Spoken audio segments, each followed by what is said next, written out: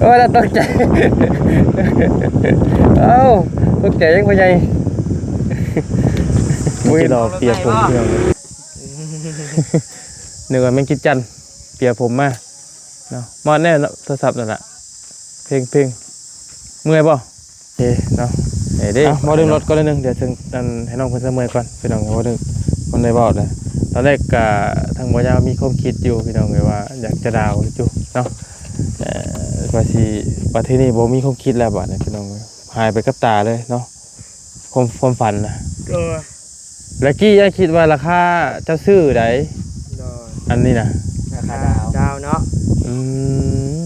ถ้าว่าเนี่ยปีตั้มกับซ้ำกันบ่แล้วมันกระลุดแหละมันบ่มีขายแล้วมันมีแต่ซอกย้อนนิดนึงพี่น้องมีอยู่แต่ก่อนนะเฮาเป็นเลือดอันนี้ยินข้าวว่าอยู่อันจะบอกก่อนเป็นเลือดแหละเป็นเลือดแล้วมันเจ็บเป็นเลือด1 2 3เทื่อสิบ่เจ็บเลยเอาไปกวดแต่ไปกวดดูโรงเห็ดนี่แหละเห็ดอีกเพราะว่าเป็นก้อนเบ้าในนกปีมะลูกบ่สีแดงกะมากินทางไม้ยังไปกวดอยู่เซโนกะแต่ว่าบ่มีหยังน้ำบาเวียดบ่น้ำเสียเวียดเจ้าเคยเจ็บมาก่อนบ่โดดบ่สินะและจังหวัดส่งไอ้มาส่งนั้นเจ้าคือบ่เห็นว่าน้ำอ้ายว่าเจ้าเจ็บ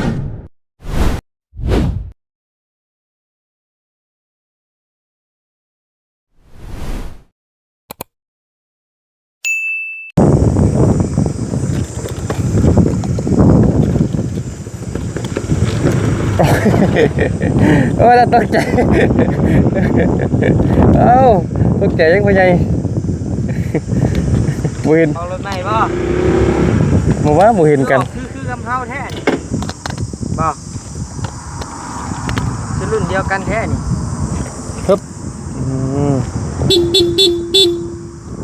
ขอบคุณเอาไงเอาครับเท่าเอาเรียบร้อยมาฮอดถึงที่เรียบร้อยพี่น้องกันเนาะทักทายกับสบายดีกับสบายดีและสวัสดีพ่อแม่พี่น้องเด้อพี่น้องเด้อเบิดกุศลสุขคนพี่น้องเลยเนาะอยู่กับซ่องของบ่ยาวอีกคือเก่าคือเดิมพี่น้องเลยอันเพิ่มเติมคืออยู่เฮือนซานของน้องน้อยพี่น้องเลยเนาะพอดีมาเยี่ยมมายามเนาะพี่น้องเลยหลายผู้หลายคนก็ถามมาอยู่ว่าบ่ได้ไปหาน้องน้อยบ่เนาะคือพี่น้องรู้เนี่ยว่าช่วงนี้บ่ยาวก็บุกเบิกอยู่สถานที่ทางเซโปนพี่น้องเลยเนาะสำหรับเคสน้องน้อยนี่พี่น้องเลยทางบ่ยาวบ่เบิดแล้วพี่น้องบ่มีหยังเลยเด้อพี่น้องเด้อเนาะก็บ่ได้ปะบ่ได้ทิ่มก็มาเยี่ยมมายามอยู่พี่น้องเลยเนาะก็พอดีก็มีทั้งน้องๆเพิ่นอยู่พี่น้องเนาะก็ถือว่าหลายมื้อเติบเนาะ10ปลายมื้อพุ่นน่ะพี่น้องเอ้ยที่บ่ได้พบบ่ได้เจอกับทางน้องๆเพิ่นพี่น้องเลยเนาะก็มื้อนี้ก็มาเบิ่งก็ยังมีการเปลี่ยนแปลงตัวที่ขุดเอาดินเข้าเนาะขุดเอาดินเข้าเพิ่มเติมพี่น้องเลยเอาพี่น้องเลยก็มาพอมาเจอก็พอดีทางบ่ยาวเนาะทดลองทางรถ CPX เนาะปี2000ล่าสุดพี่น้องเลยคือว่ายอมรับว่าคักพี่น้องเลยเนาะยอมรับว่าคักยอมรับว่าขี่มวนเนาะกระสมราคาพี่น้องเนาะสมราคาที่สมราคาเงินเนาะว่าไงในการขับขี่มาเนี่ยก็บ่ยาวนั่งมาน้ำดังกันรู้สึกว่ามันโมเมื่อยนะเพราะมันเต็มก้นเขาบอกได้ว่านี่ได้เนาะรู้สึกว่ามันโมเมื่อยมันต้นคุมมันบ่สะท้านรู้สึกว่ามันจังไรเนาะรู้สึกว่ามันดีแหละพี่น้องก็ว่าไงมันราคาดีมันราคามันกับคนราคาเนาะ60,000กับ150,000ว่าซั่น150,000มันก็ต่างกันดูเพราะว่ามันตัวนี้มันเกือบ3คันของตัวนั้นน่ะพี่น้องเนาะเกือบพอแล้วเนาะเกือบโอ้ดาว3-4 คันถ้าดาวได้น้องจะวางดาวบ่ในค่านั้นวางเท่าไหร่นะวาง 40,000วางลาว 40,000ได้ราคาเต็มรถมันสดนี่เท่าไหร่150,000 บาท155,000 บาท150,000บ่แล้วอันราคาสดนะแม่น แต่ว่าราคาดาวนี่200,000กว่าบาลีไรละ เอาเลยบ่ได้แม่นราคาลาวบ่นี่ โอ้ราคาดาวได้นี่ได้ ราคาลาวนั่น ราคาดาว200,000เท่าไหร่60,000 บาท โธ โอ้โหเริ่มทำก่อนจังเลยจะซื้อเด้อ ใช่มาถามแอถามเลยเนาะตะกี้มี ราคารถมันเท่าไหร่ ตะกี้อ้ายมีความคิดว่าอ้ายสิ เนาะ เอาซะบ่นะลาวเอาซะบ่ ราคา คื ชุ อ ดนี่ คือสิบ่ได้บัดนี่ ราคาชุด155,000 บาท ราคาสดนี่ 155,000 บาท โดย อันนี้คือราคาเฮาวางเงินต่ำให้เลยเนาะ โดย มานี่ในกรณีน้องนิ้วนี่มีเงินแต่ 40,000 โดยไปดาวเพิ่น ดาวเพิ่นนี่เท่าไหร่บาทนี่หลอกนะ รวมต้นดอกน่ะ200,000ปลายพุ่นแหละ ปลายเท่าไหร่ล่ะบาทนี่ จังหวะบาลีหลายมื้อเลยจะเท่าใดลืมบ่ เฮาบ่20,000ถามว่าบ่ฮอดบ่ โอ้60,000ผู้บ่ โอ้คัน60,000มันจะดอก100,000พอ ดอกมันน่ะ80,000 บาทดอกมันน่ะ มัน 80,000 บาทมันก็บ่ฮอด เอ้า ประมาณ 15,000 230,000นี่แหละ ประมาณ ประมาณนี้แหละ 3-4 มันเกือบ 3-4 มันเกือบทบครึ่งเนาะ อืม มันเกือบทบค เก่ รึ่ ง ง คันหนึง เกือบรถเก๋งคันหนึงบัดนี้บ่มีแล้วบัดนี้บ่มีในหัวแล้วบัดนี้พี่น้องเอ้ย หายวับบ่ หายกระป๋องแล้วกินกี้คิดว่าสิไปดาวเอาอยู่ได้กี่ก็ได้ โดย กี้ว่าจากดาว เฮ็ด เอาอยู่ ได้กันครับบ่ดาวก็บ่ได้ขี้นะเอามีเงินสำนึก มาแล้ว เด้มา พี่น้องเอ้ยเนาะเอามาลงรถก่อนนิดนึงเนาะโอ้มาแล้วพี่น้องเนาะนึกว่ามันจะรอเปียผมพี่น้องเลย นึกว่าแม่งกิดจันเปียผมมาเนาะมอดแน่เนาะโทรศัพท์นั่นแหละเพลงเมื่อยป่ะไหนเด้ป่ะไหนเนาะถ้าเมื่อยก่อนพอเพิ่นเมื่อยพี่น้องเลยเพราะว่ามันแดดเด้เนาะ ยามมาแต่นี่ โอเคเนาะมาดึงรถก่อนนิดนึงเดี๋ยวถึงให้น้องเพิ่นเมื่อยก่อนพี่น้องเพราะว่าคนได้บอกเลยตอนแรกก็ทางบ่ยาวมีความคิดอยู่พี่น้องเลยว่าอยากจะดาวอยู่เนาะว่าสิประเทศนี้บ่มีความคิดแล้วบัดนี้พี่น้องเอ้ยหายไปกับตาเลยเนาะความฝันนะ โดย แล้วกี้ยังคิดว่าราคาเจ้าซื้อได โดย อันนี้นะ ราคาดาว ดาวเนาะ ถ้าว่าเนี่ยปีตั้มก็ซ้ำกันบ่ บ่แล้วมันก็รุดแล้วมันบ่มีขายแล้วมันมี มัน แต่25ตี25มีอยู่ ผู้ขาย ก็มี3ก็มีอยู่2 ยังมีมือหนึ่งบ่ แม่นมี นี่ ขายให้ห้างก็ไปเอาบ่มีแล้ว ผู้ขายมันก็สลัดคือกันเนาะมันก็บ่มาตัวเก่ามันก็เอา กับคนซื้อมันก็บ่อยากขี่รุ่นเก่า แม่ ถึงเฮาสิเอามือหนึ่งเฮาสิเอามือหนึ่งอยู่แล้วนะแล้วเฮาสิไปขี่หยังรุ่นเก่าหั่นน่ะ เท่าไรเด่นเนาะ ฮะ เท่าไรนี่เท่าไรนี่ความไวนี่ ก็ไปบ่ หน่อย เฮาขี่ผู้เดียว100ช้าง ทำสองเลย 108กัน2คนน่ะ110 111 11กับพ่อสำคัญค หา รับ กคนตัวน้อยได้อันหมอที่มานำบ่นิวเด้พี่น้องตอนนั้นได้อยู่ซ้ํเจ้านี่คือสิบ่ได้ ที่นี่กับบอยลองมึงเนาะก็ ได้แต่100ปลายกินจ้ะ ไล่กับพ่อสำคัญกับคลิกเนาะ แม่ หนึ่งความไวเนาะแค่ว่ารูปทรงห่างมันนั่งม้วนพี่น้องเลยแล้วก็ทางน้ำมันนี่มันอยู่ใส่น้องนี่คือว่าอยู่นี่บ่ โดย อยู่แสดงว่าอยู่พี่บ่ได้มีบ่นี่นะ บ่มีหยังได้อยู่ มีแต่อยู่นี่สมมุติว่ามันห่างมันเป็นนั่นเป็นนี่มาบ่ยากอยู่คิดบ่ออกอยู่ว่าสิแปลงซ่อมจังไดมันฮะ เป็นรอยว่ะ อ่า น้องเอ้ย เราบ่ยาวถึงจัก ว่าแล้วโอ้คือว่าแล้วเขาว่ามันคมเลยน้องเอ้ย คมได้ คมเลยผมอ้ายนะมีแต่แนวคมๆเด้ โอ้พี่น้องเอ้ย ตะกี้ลำให้ลำหน้าตะกี้ไอ้ายสิได้ใส่ผ้าจักเทื่อติมีแต่เอาเข้าแกงรถ บ่ ขาดปุ๊ดเลยมันอันน่ะหางก้านะ ก็โบกนี่เด้อ ถ้าโปคือดิบ่เกี่ยวได้วะ บ่เสร็จก็ใช่โ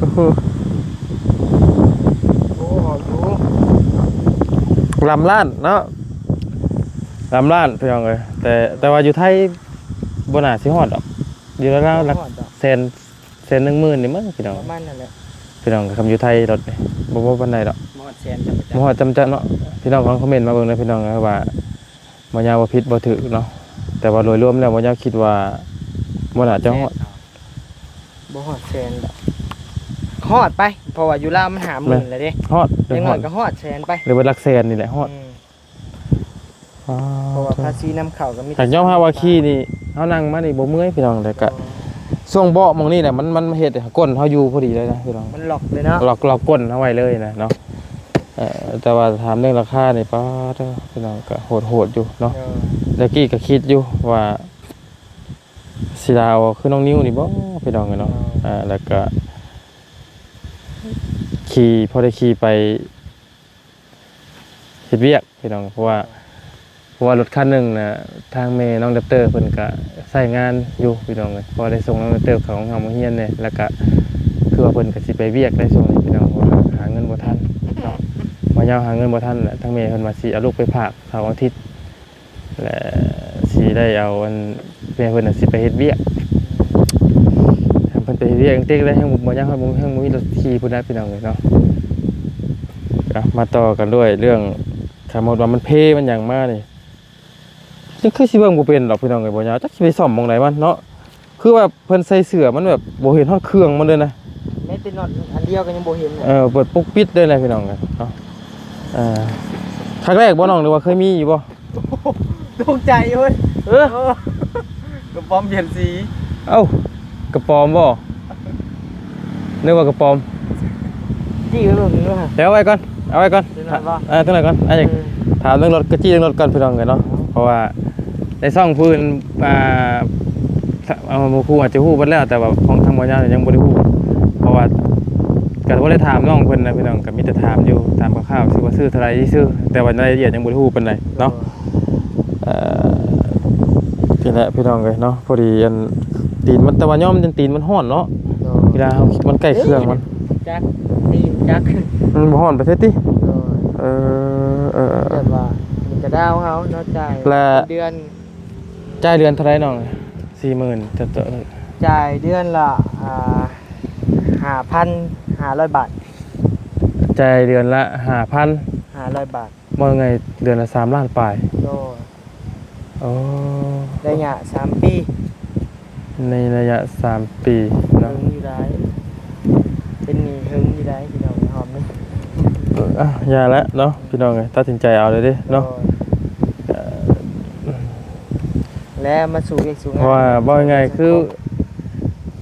ทำบ่ยาวซื้อกับบ่มีเอาขึ้นรถเฮือนบ่ได้อีกพี่น้องรถนี่มันใหญ่เด้ต้องเฮ็ดต้องตีแป้นใหญ่ๆเลยเนาะ ยันลมเด้ เพราะว่ามันเอาขึ้นบ่ได้มันต้องตีแป้นใหญ่ๆเลยครับมันมีกับพี่น้องเนี่ยแต่ว่าบ่ย่านดอกคอแต่มีนะ เขาจะมีขี้นะ คอแต่มี ได้หมดแหละ เอาขึ้นได้เบิดพี่น้องเอ้ยได้ หึ มีการขโมยอยู่เด้ โอ้การขโมยกับมันบ่ได้กันยกคนยกขึ้นบ่ได้ได้ล่ะเนาะแต่ว่าคักอยู่เนาะพี่น้องยอมรับว่าขี่นี่ม่วนพี่น้องเนาะแล้วก็นี่มองนี่มานำอยากเปิดได้นี่เปิดบ่เป็นครับ เขาได้ มีหูสามมีหูยังพร้อมได้นะ ฉากแวดจังได๋ได้กันบ่อันฉากแวดคือได้เบิดเนาะ ได้หมด โอ้ USB เนาะ เป็น USB ได้ โอ้ยบ่ ไอซีได้ สายซีบ่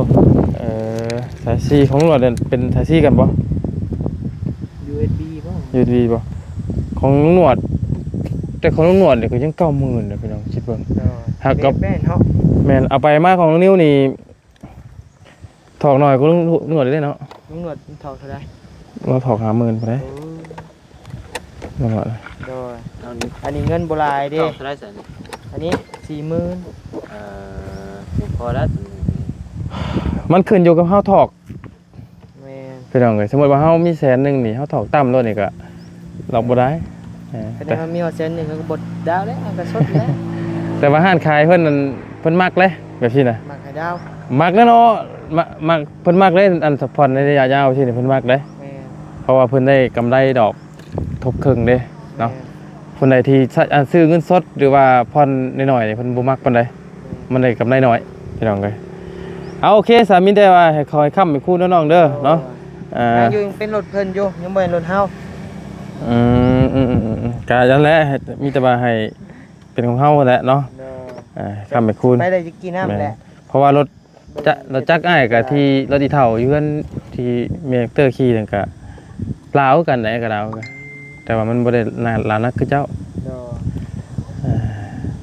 ป้าซาพี่น้องก็มีแต่พุ่นแหละเดี๋ยวหันมาทางเอามาน้องมาไปละหันมาทางอันน่ะน้องน้อยก่อนบัดนี้มันคือกระปอมเท่าล่ะ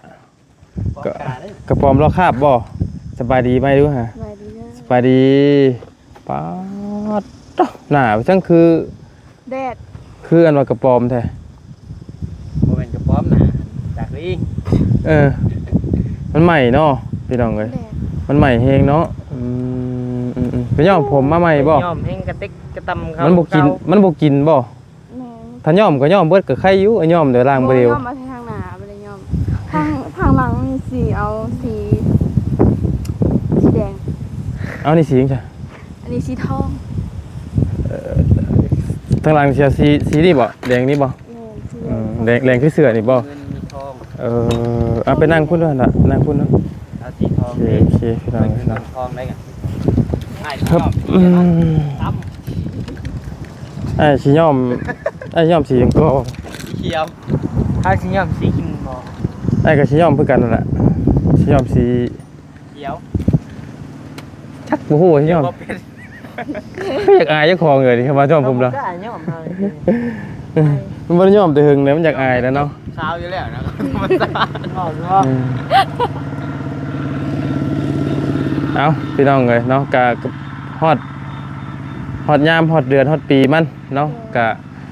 เรื่องย่อมผมกัดผมมันก็เป็นเรื่องของผู้หญิงที่มักสวยมักงามอยู่แล้วเนาะแต่ละคนมักมือกัน แต่อันนี้จะเป็นสีกัดที่ย่องเพิ่นย่องนี่แหละ แต่ว่ามันหักเฮ็ดได้มันจะคืนว่าอันลูกผีกก้อยนะพี่น้อง มันบ่เข้ากับคนเนาะ บ่ย่อมก็ย่อมเบิดกับใครอยู่ย่อ ย่อมไปทางหน้า ว่าย่อมแบบบ่ย่อมถึงหัวมันโดดจะคืออันอย่างคือผีก้อยนะ ทางรถล้านๆเสียติว่าหยอก เอ เล่นกันเด้อ เอาต่อมาหน่อยหนึงเนาะมาดูฮอร์โมนยาเพิ่นดอกพี่น้องแหละอันเรื่องเงินเรื่องซ่านนี่มันขุดเองเนาะดินเนาะเอาเข้าเองไผเป็นคนเอาเข้า อ้ายก็พอ อ้ายก็พอเข้าและก็สิแล้วได้เรือของหนึงเนาะและอันเป็นจังไดเรื่องสุขภาพ ก็จะคิดว่าจังไดเนาะ เปื่อยบ่ได้บ่หรือบ่ได้เลย ยังอยู่ ท่านได้เปื่อยเนาะ ยัง อ๋อ ยังทันได้เปื่อย และมันเป็นแบบใดนะบ่ให้อ้ายฟังหน่อยมันเป็นแบบไหนมันเป็นมันเจ็บแบบใดมันเจ็บจี๊ดๆบ่หรือว่าไดหรือว่าเจ็บแสบ เจ็บอยู่ เรียก บ่ ว่า แบบมันเจ็บเป็นช่วงอะนะ ๆเจ็บแบบร้อนๆบ่หรือว่าไดหรือว่าเจ็บแบบใด บ่ได้เจ็บแล้วค่ะ ที่มันเจ็บนี่มันเจ็บเกิดจากอีหยังอ้ายต้องถามย้อนนิดนึงพี่น้องเอ้ย แต่ก่อนนะเฮาเป็นเลือด อันนี้ยินคร่าวๆเว้าอยู่อันจะบอกก่อนเป็นเลือดและ เลยเป็นเลือดแล้วมันเจ็บ เป็นเลือด1 2 3เทื่อสิบ่ โดย อ๋อ เจ็บเลยเอาไปกวดแต่ไปกวดอยู่โรงเรียนนี่แหละ เพียนอีก เพราะว่าเป็นก้อนเบ้าในนกพิมพ์มดลูกบ่ อื สีแดง ม ก็มากินทางไม้อหยังไปกวดอยู่เซโนก็จะว่าบ่มีหยัง น้ำบาเวียดบ่ โดย น้ำเสียเวียดเจ้าเคยเจ็บมาก่อนบ่โดบบ่สินะ บ่ และจะว่าส่งอ้ายมาส่งนั้นเจ้าคือบ่เห็นว่าน้ำอ้ายว่าเจ้าเจ็บนั่นเจ็บนี่ บ่ได้ หรือว่าบ่ได้เจ็บบ่ตอนนั้นหรื เป็ อน ว่า เจ็บอยู่แต่ว่าบ่ได้ว่า เออเพราะว่าทั้งอันอ้ายเขามากับคู่มือน้องเพิ่นก็บ่เคยเว้าให้บ่ยาวฟังนะพี่น้องมีแต่ว่ามีแต่ว่าอันอยากไปโรงเรียนได้ยินแต่ว่าไปอยากไปโรงเรียน โดย บ่ยาวถามว่าอยากไปหยังโรงเรียนเจ้าก็ว่าอยากไปซื้อเครื่องแม่นเจ้าก็บ่ได้เว้าว่าจะไปตรวจนะพี่น้องเอ้ยพอฮู้ประมาณนี้และตอนนี้น่ะมันไข้แน่แล้วบ่ดีเศร้าแล้วบ่หรือว่าแนวใด ก็ย่างอยู่ยังเป็นเลือดอยู่ ตอนนี้จะยังเป็นเลือดอยู่บ่มันยังไหลอยู่บ่ขอโทษพี่น้อง ย่างมาอยู่ จะไปกวดตื้อมาแล้วภายในนั่นแหละ เป็นจังไดเนาะผิดปกติอยู่แล้วเจ้าบ่ได้กินหยังว่าผิดบ่บ่ได้กินชากินหยังบ่ บ่ บ่ได้กินอีหยังเลยลงในเลือดบ่ บ่ ยันมาจังคืออันแม่น้องเลปเตอร์นะอันเพิ่นกินน้ำซ่านะคือเพิ่นกินน้ำซ่าแบบว่า ก็บ่ฮู้นะเรื่องผู้หญิงนะพี่น้องกินคล้ายๆว่ากินให้มันอันน่ะให้มันไหลเลือดยังออกดีนะผู้หญิงเนาะและพอเพิ่นกินเข้าไปแหละแบบประจำเดือนมาแบบมาลายกว่าเก่าและมาแล้วนานเศร้าสินะจากเคย3มื้อนี่เศร้าเป็นอาทิตย์นึงสินะคือแม่น้องดอกเตอร์นะเพิ่นจะกินซะกินยากินซ่าอย่างเพิ่นนี่แหละพี่น้องอันนั้นคือเพิ่นตั้งใจไล่ออกอะนะยันมาจะไล่กินดอกกินยาไล่ออกบ่แม่นบ่บ่แม่นเนาะพี่น้องเอ้ยแต่ว่าตอนนี้ยังเจ็บอยู่บ่เจ็บจิตๆอยู่บ่ยังแต่ว่าบ่แห้งแต่พอไปได้มาได้เนาะอันน่ะเจ้าคือใหม่ข้างใหม่ในแท้หน่อยจะไปเฮ็ดหยังมามันแดดต้องปกปิดหน้านะเนาะใหม่คักใหม่แน่นึกว่าดากดิ้งเฮ็งมาย้อมผมรถมันจะคืออันน่ะมันก็สไตล์มันหั่นแหละจะไปว่าก็บ่ได้ อย่าคืออึ่งย้อมผมครับโอ้ยพวกเราเรื่องหัวหู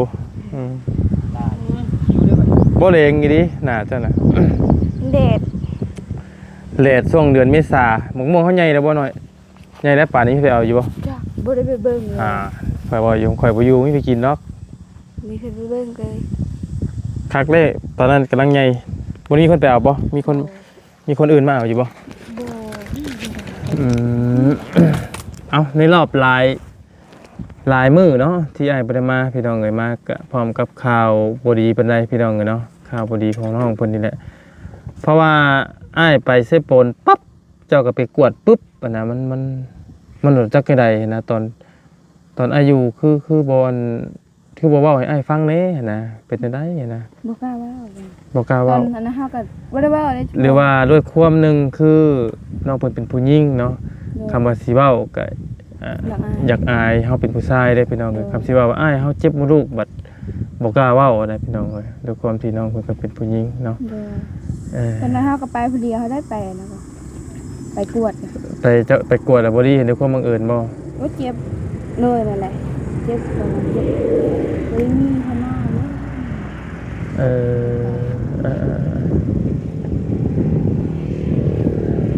มันเจ็บอะไรเฮากินบ้านบ่ตอนนี้เจ้ากินยายังต้องกินหางไม้จะไปกินเป็นเช้ากินแล้วเลยเช้าประมาณอาทิตย์กว่าเช้าเลยเช้ากินยังเช้ากินหางไม้กับยาแล้วตอนเจ้าทำเจ้ากินจะดีขึ้นบ่เจ้าก็ต้องกินตัวมันบ่ทันหายขาดแล้วก็มันไปกวดบ่ว่าบ่ได้เป็นหยังก็กินเลยไปเช้าเลยไปกวด2เพิ่นบอกเพิ่นว่าบ่ได้เป็นหยังปกติแต่จะไปกวดอยู่โรงเรียนนี่เพิ่นน่ะเป็นก่อนเว้าบ่แต่ว่าพอจะไปตรวจอยู่คลินิกเวียดนี่บอกว่าบ่ได้เป็นหยังเนาะลำบ่ยาวสิอธิบายให้ฟังหน่อยนึงเด้อพี่น้องเด้อ อธิบายให้พี่น้องฟังหน่อยนึงคือบ่แม่นว่าบ่ยาวดูถูกกันว่าอันคลินิกลาวเวียดเพิ่นได้พี่น้องเอ้ยแต่ว่าเพิ่นเคยพลาดเทื่อนึงเพิ่นเคยพลาดอันว่าน้องสาวบ่ยาวนี่แหละเพิ่นรู้สึกว่าประจำเดือนเพิ่นบ่มาแหละเพิ่นรู้สึกว่าเพิ่นน่ะมีลูกเพิ่นรู้สึกว่าเพิ่นมีลูกแหละเพิ่นก็เลยไปกวดเบิ่งพอไปกวดเบิ่งแล้วเพิ่นบอกว่าอันน่ะอีหล่าเจ้านี่มีลูกบ่ได้เด้เจ้านี่มีลูกเพราะว่าเจ้าเป็นคอนี่นะเจ้ามีลูกบ่ได้คล้ายๆเพิ่นเป็นคอโตนี่นะจะคอยอย่างก็ขี้เลือดนี่แหละเจ้ามีลูกบ่ได้หมอนึงไอ้ด้านะนิวหมอด้านะก็ได้ไปกวดเบิ่งพอไปกวดเบิ่งแหละว่าอันหมอลาวเวียดแหละว่าบ่มีลูกนะหมอก็เลยกลับมาก็เลยย่องเลยบาดเลยใส่ยังบักคักติจักกินยังทำฮีตีต้อยแล้วบาดจักเหล้าบ่จักเบียร์แล้วคิดว่าเจ้าของบ่มีลูกกินแล้วมึนเมาเข้าไปเลยบาดฮู้ว่าเจ้าของบ่มีเด้แล้วว่า2-3เดือนมาปุ๊บยังอยู่ยังบัดนี้นั่นคือหมอน่ะเป็นที่ใช่ว่าหมอเป็นข้อกินเลือดในนี้แล้วหมอน้องเพิ่นก็เลยไปตรวจอยู่ไทยคือบ่ไปตั้งใจนี่บ่ได้ตั้งไปกวดในท้องเลยไปกวดคอเพราะว่าไปกวดในอันคลินิกลาวเวียดมันบ่มีเด้ก็เลยเข้าไปกวดในคอเนี่ยพอเข้าไปปุ๊บยินดีด้วยนะคะ หนูมีน้องแล้วค่ะ2 เดือน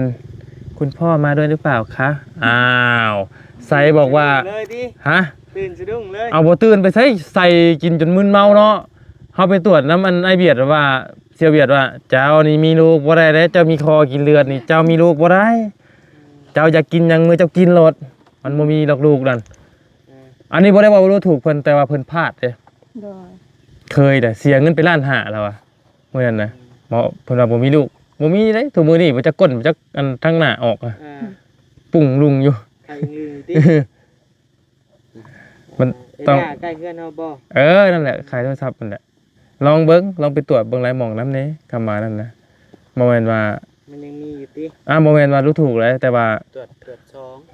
จะตรวจมันตรวจอยู่ไสเด้ อยู่มรเก้ากับพังหมอเบียร์ เพิ่นก็บ่พอเนาะ แม่ โอเคซะเนาะพี่น้องเอ้ยพอมันพลาดกันได้พี่น้องเอ้ยคืออันแต่ว่ายอมรับว่าละยาละเวียดเพิ่นนี่ก็ดีบัตเตอรี่นี่ก็แล้วก็จังน้อยคือน้อยบ่สบายนี่ไปหาเพิ่นแป๊บเดียวมีจัดคือน้องเลปเตอร์บ่สบายก็ แม่ แต่ ว่ากระเพาะเฮายังบ่มิดอยู่ อ่า แต่ว่ามันขึ้นน้ำอันเฮากินเฮายังน้ำแน่แหละ แต่ว่าเฮามาเงินโตนว่าอันบ่ได้อันไอ้หน้ามันเข้าไปนี่นะมันเข้าไปกวดลูกว่าบ่เห็นลูกมันน่ะบัดไปไทยก็ว่ายินดีด้วยค่ะมีน้อง2 เดือนแล้วคุณพ่อมาด้วยหรือเปล่าคะอ้าวกันบ่ได้มาตรวจท้องเลยกันมาตรวจคอกันโอ้ยว่าพอมาฮู้เราจักกินไปยังแน่เข้าไปบ่จักเต้นบ่จักกินเหล้าบ่จักกินเบียร์แล้วเนาะก็บ่ได้ฮู้บ่ได้คิดว่าเจ้าของมีลูกเด้หั่นน่ะตายคักกำเพ็ดไปสิเนาะและเอาในไลฟ์บัดนี้อันทางน้องพัดไทยเอาในไลฟ์มีดำเนินการแบบใดเรื่องเงินเรื่องหยังแบบรักษาน้องเพิ่นบ่หรือต่อบ่หรือว่าใดๆจะมีเงินงบต้องเพิ่นเท่าไหร่ เอานี้มีอยู่10,000ปลายมีเงินอยู่10,000ปลายก็คือเอาไว้เฮ็ดหยังเอาไว้อันรักษาน้องบ่หรือว่าใด ก็ว่าอยากพักมันก่อน ๆมีแต่ว่าพังเบิ่งอาการมันดีมันเศร้าแล้วแม่นคำว่าโอเคแล้วก็แม่นเข้าเฮือนนี่บ่ โดยวันนั้นแหละสิถามน้องเพิ่นอีกเทื่อนึงคะแนนว่าเพิ่นนั่นบ่ได้อันเจ็บบ่ได้เป็นนะว่าเพิ่นสิเพิ่นก็ว่าได้รถได้เก็บได้ก็คืออยากได้ ครับว่าแต่น้องเพิ่นชื่ออันใดเฮ็ดอันใด พอนำบ่ป้องกับเพื่อมี6 ล้านบ่อืม คะแนนว่าซื้อรถก็จุกยุคะแนนรวมกัน แล้วท่านนี่ก็อยู่เนาะคันว่าเพื่อนนี่ก็เกือบบ่ก่อได้ผมหมดพู้นแหละคันว่าหลังคาก็เกือบได้พู้นแหละ แต่สุด ระดับ50,000ลงมา แม่น อยู่แต่ว่าอุปกรณ์มันนี่ได้อยู่ โดย แม่กะสิวางเลยนะพี่น้องพังเบิ่งอาการเนาะแต่ว่าทั้งนี้นั่นก็สุขภาพเฮาได้มาก่อน แล้วเพิ่นเป็นผู้ปรับมีอีกยันบ่มีเงินพาเพิ่นรักษา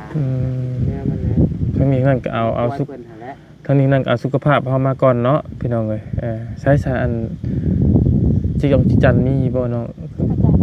คือว่าไปหาที่จักจันเฮากลางค่ำกลางคืนกันกระป๋อมอีกไปซะ ปฏิทินอยู่ตอนนั้นก็ต้อง ยังบ่กินน้ำใจจากตัว เขาจักจันนี่ต้องไปหากลางคืนมันทางขี้เย็น มันอยู่ในกุ๊กเดียวกันเลยเด้ แม่มันเอาง่ายนะว่าไงคือมันบ่วินง่ายๆแต่ว่าคือกลางเว้นนี่มัน1มาฮ้อน2มามัน เอายากเอายากเพราะว่ามันจะวินไปแล้วกลางคืนนี่ก้านแล้ว ต้นเดียวไป100 200 นี่เนี่ยมันทางรับแนวนะพี่น้องเลยก้านเอาดิเอาเด็กกี้บ่ได้มีได้ก้านแล้วนะเฮ็ดปวกเฮ็ดเปียกเด็กกี้พระสิก้านเด็กกี้นะคือมื้อนี้เขาก้านเบิดเฮ็ดหอนตอนหยากะ จอดไปสิเอามันติ แม่นเอาโอเคประมาณนั้นแหละเนาะเฮาก็เพราะว่าบ่ได้มาแต่ประมาณไปตั้งแต่วันที่20เนาะก็ 3 มื้อ 4 มื้อ 13 มื้อพี่น้องเนาะก็ ครึ่งเดือน เดี๋ยวบินมาตั้งแต่วันที่24บ่จุ่มมาผู้เดียวเลยบ่มื้อน่ะ สิไปอีกแล้วนี่อีกบ่แม่นมื้ออื่นมื้อก็ไปแล้วนี่ว่าสิไปมื้ออื่นบัดน้องนิววันยังบ่อยากไปอยู่ซั่นเนาะสิ ยังติดงานอยู่ จัก มีอยู่ที่แล้ว แล้วฟังเบิ่งแหละเบิ่งเรียนงาน จะมาบ่เดี๋ยวฟังเดี๋ยวฉันคุยกันเนาะคำน้องนิวบ่ชัดเจนนี่ก็เหยียบอื่นแล้วข่อยนะ ชัดเจนแม่ เ เพราะว่ามันจ่อกับสงกรานต์นะพี่น้องก็อยากไปดันไปสู่เอาเนาะบริกดได้จังหน่อยเนาะโยขึ้นหน้าอยู่เอากัน จังว่าสิไปเด้จักก็อยู่น้องน้อยหน้าแดงนี่แหละพี่น้องเอ้ยบ่แดงแห้งนี่แหละพี่น้องเอ้ยหันมาหน่อย เว้นแพ้ไปจักก็ตัวท่ายังบ่ ยินหน้าเราแดงจะได้แหละ หน้าเราแรงมาแต่ใดแล้วคล้ายๆคนแพ้แหละนี่แหละ บางคนเป็นคนขาว ถ้าออกแดดนี่สีแดงแค่เท่ากันแบบยังถ้าถึงแดดนี่มันสีแดงแบบ สำหรับปลาเท่ามันมีแต่ดำอย่างเดียวเจียวแดดเพ่งดำพี่น้องเลยเนาะ แหล่ เดะเข้าเละเข้าถุงมือนี่เฮงเดะอยู่เซโปนเลยดิเดะของมือแต่ละคนนะ คือการแล้วบ่ได้แต่ว่าอยู่เซโปนอยู่เซโนนี่ก็ดำแหล่คือกัน โอเคสาพี่น้องเลยเนาะโอเคเดี๋ยวสังว่ากันอยู่ดีมีเฮงเนาะให้เศร้าไว้ๆกระดาษเด้อเนาะอยู่ดีมีเฮงบ๊ายบายสบายดีพี่น้องเลยอันนี่แหละเพื่อนซ่านน้องเพิ่นกะคือสิบ่ได้อันออกไปเบิ่งดอกพี่น้องมันร้อนเนาะให้พี่น้องเบิ่งตอนนี้ก็ได้พี่น้องเลยบ๊ายบาย